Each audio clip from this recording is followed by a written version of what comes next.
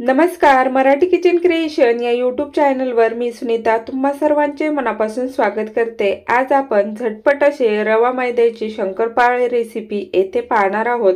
सणासुदीला ही आपण नेहमी बनवतो, पण आज आपण 26 जानेवारीसाठी खास अशी ही खमंग खुसखुशीत अगदी बिस्किटासारखी कुरकुरीत तयार होणारी ही अतिशय पौष्टिक अशी रेसिपी झटपट आणि सर्व टिप्ससह येथे पाहणार आहोत। अगदी झटपट अशी तयार होते। त्यासाठी सर्वप्रथम येथे आपल्याला 5 ते 6 पळ्या साजूक तूप गरम करून घ्यायचं।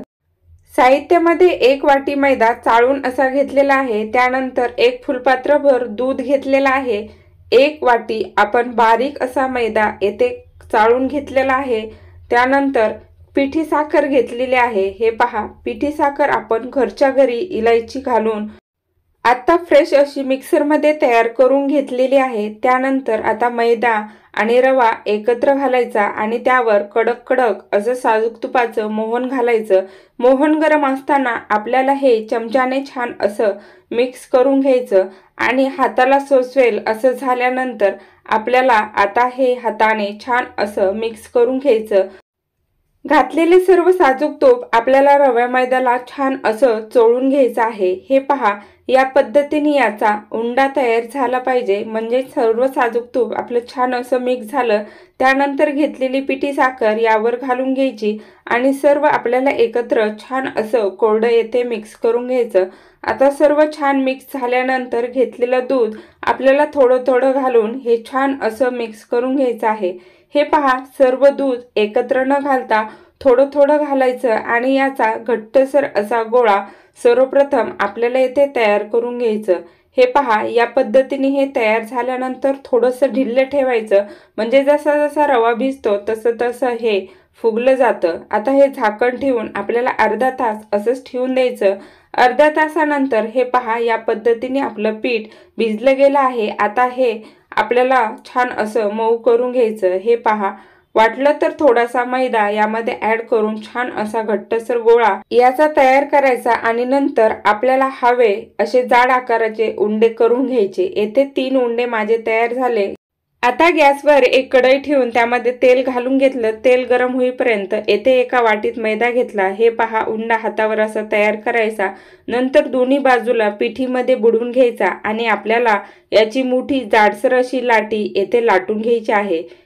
आपलं पीठ येथे छान भिजल्या गेल्यामुळे अगदी हलक्या हाताने जोर न लावता ही लाटी छान अशी लाटली जात आहे आणि आपल्याला ही दोन्ही बाजूवर छान अशी लाटून घ्यायची, म्हणजे शंकरपाळी अगदी छान खुसखुशीत आणि खमंग अशी तयार होतात। आता एक प्लेन चाकू घेऊन त्याने बाजूच्या कडा सर्वप्रथम आपल्याला कट करून घ्यायच्या आहेत। हे पहा, या पद्धतीने आपल्याला मध्यभागी एक चौकोन तयार करायचं आणि बाजूचे ज्या कडा निघल्या आहेत ते पुन्हा आपल्याला उंड्यामध्ये रूपांतर करून घ्यायचं।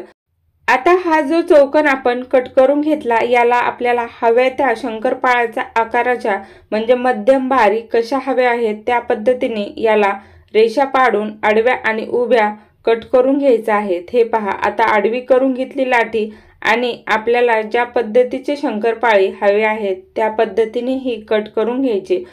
येथे मी शंकरपाळी अगदी मोठेही नाही आणि अगदी बारीक नाही, मध्यम केले आहेत। हे पहा, या पद्धतीने जाड ठेवले आहेत।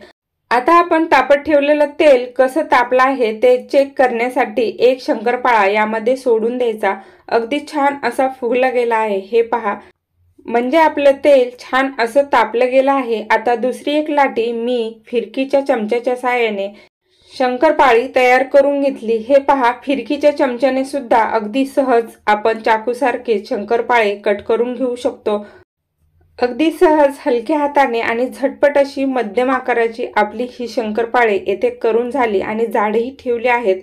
हे पहा, आता तेल छान तापलं आहे, त्यामध्ये ही शंकरपाळे घालून घ्यायची आणि लो टू मीडियम गॅसवर हे छान कडक असे आपल्याला तळून घ्यायचे आहेत। हे पहा, येथे आपल्याला सर्वप्रथम गॅस मोठा ठेवायचा आणि नंतर मध्यम गॅसवर ही छान लालसर होईपर्यंत तळून घ्यायची। याच पद्धतीने उरलेली सर्व शंकरपाळे आपल्याला थोडे थोडे घालून हे तळून घ्यायचे। एका बाजूवर छान असे तळून द्यायचे आणि त्यानंतर झारेने आपल्याला याला हलक्या हाताने पलटी मारून घ्यायची आहे। हे पहा, हलक्या हाताने पलटी मारून घेतल्यामुळे हे सहज असे पलटले जातात।